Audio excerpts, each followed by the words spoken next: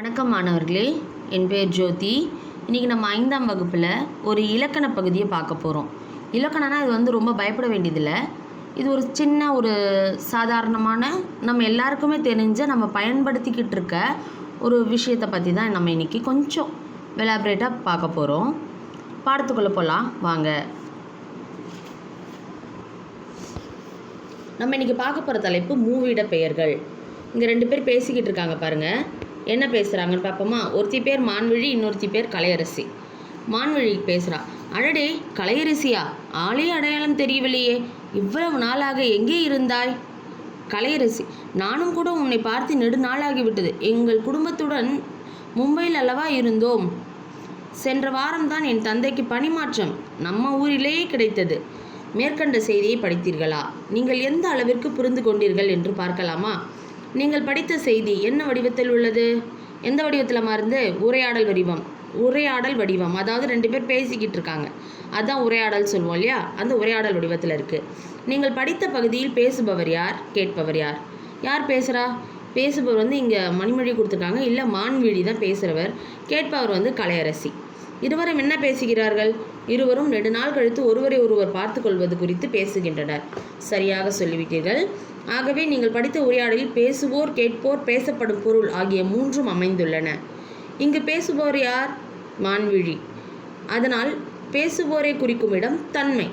அடுத்ததாக கேட்பவர் யார்? கலையரசி. ஆதலால் கேட்போரை குறிக்கும் இடம் முன்னிலை. இருவரும் யாரோ ஒருவரை பற்றி அல்லது ஏதோ ஒரு செய்தியை பற்றி பேசுகின்றனர். ஆதலால் பேசப்படுபவர் அல்லது பேசப்படும் செய்தியை குறிக்கும் இடம் படர்க்கை. ஆக மொத்தம் இப்போ இதுலேருந்து என்ன தெரியுதுன்னா, மூவிட பெயர்கள் பார்த்தீங்கன்னா தன்மை, முன்னிலை, படர்க்கை அப்படின்னு குறிக்கும். இதுதான் மூவிட பெயர்கள். சரிங்களா? மூவிட பெயர்கள் என்பது யாது? தன்மை, முன்னிலை, படர்க்கை. சரிங்களா? இப்போது இந்த மான்விழியும் கலையரசியும் பேசுனாங்க இல்லையா? மான்விழி என்ன சொல்கிறா, நீ அவளை பற்றி நாங்கள்லாம் குடும்பத்தோடு அங்கே இருக்கிறோம் அப்படின்னு சொல்லி கலையரசி சொன்னா இல்லையா? அது தன்மை. தன்னை பற்றி குறிப்பது தன்மை. தன்மை ஒருமையில் வரும்போதுன்னு பார்த்தீங்கன்னா, ஒருமைப்பன்மைனா என்ன தெரியும் உங்களுக்கு? Singular, plural. தன்மை ஒரு ஒருமையில் வரும்போது நான், யான்னு வரும். நான், யானுன்னு வரும். இப்போ இந்த யான் என்ற வார்த்தை அவ்வளவா பயன்பாட்டில் இல்லை. நீங்கள் பழைய படத்துலலாம் பார்த்தா தெரிஞ்சிருக்கும். யானா கல்வன், யான், அந்த மாதிரி நான் சொல்கிறதுக்கு பதிலாக யான் பயன்படுத்திகிட்டு இருந்தாங்க. இப்போ நம்ம பயன்பாட்டில் அது இல்லை. தன்மை ஒருமையில் வரும்போது நான் அல்லது யான்னு வரும். தன்மை பன்மையில் வரும்போது நாம், யாமுன்னு வரும். யாம், நாங்கள்னு வரும். இப்போது அப்போ தன்மைக்குரிய வார்த்தைகள் எதுன்னு பார்த்தீங்கன்னா நான், நாம், யான், யாம், நாங்கள், இது எல்லாமே தன்மை வார்த்தைகள் தான். தன்மை என்பது தன்னை பற்றி பேசுவது. நீங்களும் உங்கள் ஃப்ரெண்ட்ஸ் கூட பேசும்போது, நான் விளையாட்டு வந்துட்டேன்டா, நான் படித்து முடிச்சிட்டேன்டா, நான் ஊருக்கு போக போகிறேன் அப்படிலாம் சொல்கிறீங்க இல்லையா? அப்போ அந்த இடத்துல நான்னு சொல்கிறீங்க பார்த்தீங்களா? அதுதான் தன்மை. சரிங்களா? இப்போ அடுத்தது 2வது வகையான முன்னிலையை பார்ப்போம். முன்னிலை என்பது முன்னால் இருப்பவரை குறிப்பது முன்னிலை. தனக்கு முன்னால் இருப்பவர். நம்ம 2 பேர் பேசிகிட்டு இருக்கோன்னா, நம்மளை பற்றி பேசிட்டு இப்போ அவங்கள பற்றி பேசும்போது பேசுகிறது தான் முன்னிலை. தனக்கு முன்னால் உள்ளவரை பற்றி பேசுவது தான் முன்னிலை. அப்படி பார்க்கும்போது முன்னிலை எப்படி இருக்கும்? நான் நல்லா இருக்கேன், நீ நல்லா இருக்கியாடா அப்படின்னு கேட்குறோம் இல்லையா? அப்போ அந்த நீன்றோம் இல்லையா? அதுதான் முன்னிலை. முன்னிலை அதே மாதிரி சிங்குலர் ஒருமையில் வரும்போது நீன்னு வரும். முன்னிலை பன்மையில் ப்ளூரலில் வரும்போது நீர், நீங்கள், நீவீர், நீர் அப்படின்னு வரும். அப்போது இந்த வார்த்தைகள் தான் நீ, நீர், நீங்கள், நீவீர், நீயர், நீர் அப்படின்னு வர்றது எல்லாமே முன்னிலை எனப்படும். தன்மைனா தன்னை பற்றி சொல்வது தன்மை. தன்மை நான், யான், நாங்கள், நாம், அதெல்லாம் தன்மை. முன்னிலை என்பது நீ, நீர், நீங்கள், நீவீர், நீர், இதெல்லாம் முன்னிலை. அடுத்தது 3வது வகை பார்க்கலாமா? படர்க்கை. படர்க்கை தன்னை பற்றி இல்லாமல், தனக்கு முன்னால் இருப்பவர்களை பற்றி இல்லாமல், வேறொருத்தவங்களை பற்றியோ இல்லை வேறொரு செய்தியை பற்றியோ சொல்கிறது தான் படர்க்கை. புரியுதா? இப்போ நம்ம 2 ஃப்ரெண்ட்ஸ் பேசிக்கிட்டு இருக்கோம். நான் நல்லா இருக்கேன், நீ நல்லா இருக்கியா? சரி, உங்கள் அம்மா அப்பா எப்படி இருக்காங்க? அந்த இடத்துக்கு போனியா? சென்னைக்கு போனியா? அங்கே பீச் பார்த்தியா? இந்த மாதிரிலாம் நம்ம பேசும்போது நம்மளை பற்றி இல்லாமல் நம்ம ஃப்ரெண்டை பற்றி இல்லாமல் வேறொரு விஷயத்தை பற்றி பேசுகிறோம் பார்த்தீங்களா? சென்னைக்கு போனேன், பீச்சை பார்த்தியா, உங்கள் அம்மா அப்பா நல்லா இருக்காங்களா, அந்த மாதிரி அங்கே இருக்க ஆளுங்களை இல்லாமல் வேற ஒரு செய்தியை பற்றி பேசுறது, அதுக்கு பேர் படர்க்கை. சரிங்களா?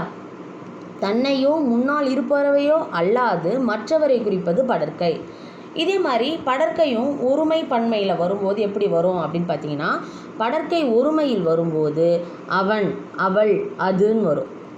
படர்க்கை பன்மையில் வரும்போது அவர், அவை அப்படின்னு வரும். சரிங்களா? அவன், அவள், அது, அவர், அவை என வருவது படர்க்கை ஆகும். சரிங்களா? நான் சொன்னது தான், உன் ஃப்ரெண்ட் எப்படி இருக்கான், உங்கள் அம்மா அப்பா எப்படி இருக்காங்க, அந்த மாதிரிலாம் கேட்குறோம் இல்லையா? அதுதான் வந்து படர்க்கை. நேற்று எங்கள் தோட்டத்தில் வந்து மாடுலாம் நிறைய மேய்ஞ்சிருச்சு போயிடுச்சுடா, அதுங்களுக்கு ஒரு நாள் வந்து நல்ல பாடம் கற்றுக் கொடுக்கணும் அப்படின்லாம் நம்ம சொல்கிறோன்னு வச்சுக்கோ. அந்த இடத்துல இல்லாத ஒரு பொருளை பற்றி பேசுகிறோம் பார்த்தீங்களா? அதுதான் படர்க்கை. இப்போது உங்களுக்கு சில எடுத்துக்காட்டுகள் தரேன்.